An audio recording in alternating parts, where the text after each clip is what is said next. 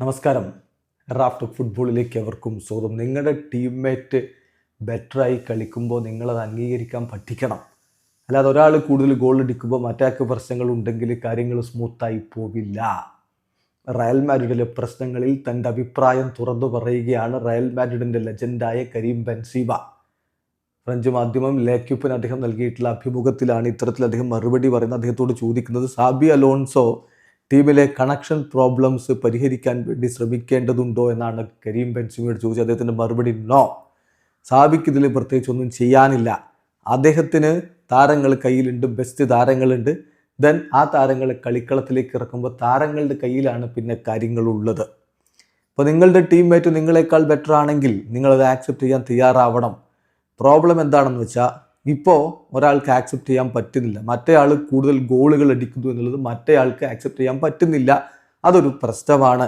അതുകൊണ്ട് തന്നെയാണ് നിങ്ങൾക്ക് ഇത്തരത്തിലുള്ള പ്രോബ്ലംസ് 5-6 മികച്ച താരങ്ങൾ ടീമിൽ ഒരുമിച്ച് കളിക്കുമ്പോൾ ഉയർന്നു വരുന്നത്.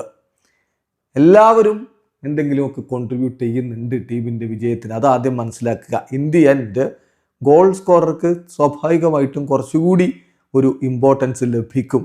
പക്ഷേ അയാൾ ഗോളടിക്കുന്ന ഒറ്റയ്ക്കല്ല, മറ്റുള്ളവരുടെ സഹായം അയാൾക്ക് ആവശ്യമുണ്ട് എന്നുള്ളത് മനസ്സിലാക്കുക. നിങ്ങൾക്കെല്ലാം സ്വന്തമായിട്ട് ചെയ്യാൻ പറ്റില്ലല്ലോ. അപ്പോൾ വീണ്ടും അദ്ദേഹത്തോട് ചോദിക്കുകയാണ്, എന്തെങ്കിലും ഈഗോ പ്രോബ്ലംസ് നിങ്ങൾ റയൽ മാഡ്രിഡിൽ കാണുന്നുണ്ടോ? നിങ്ങൾ വിനി ജൂനിയറുടെ ഒക്കെ ട്രാൻസ്ഫോർമേഷൻ സമയത്ത് വളരെ ടഫായിട്ട് വിനിയോട് പെരുമാറിയിരുന്നു.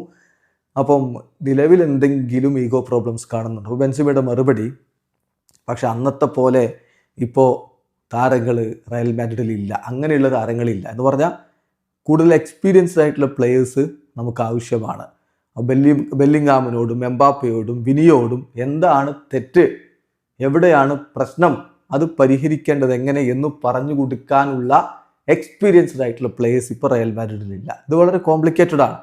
കോച്ചിനത് പറയാം, പക്ഷേ വ്യത്യസ്തമായ രൂപത്തിൽ പറയേണ്ടി വരും. കാരണം ഇന്നത്തെ ഫുട്ബോൾ വളരെ കോംപ്ലിക്കേറ്റഡ് ആണ് എന്നുകൂടി കരീം ബെൻസീമ പറഞ്ഞു വെക്കുന്നത്. അതായത് ബെൻസീമയുടെ വാക്കുകളിൽ കാര്യം വളരെ വ്യക്തമാണ്.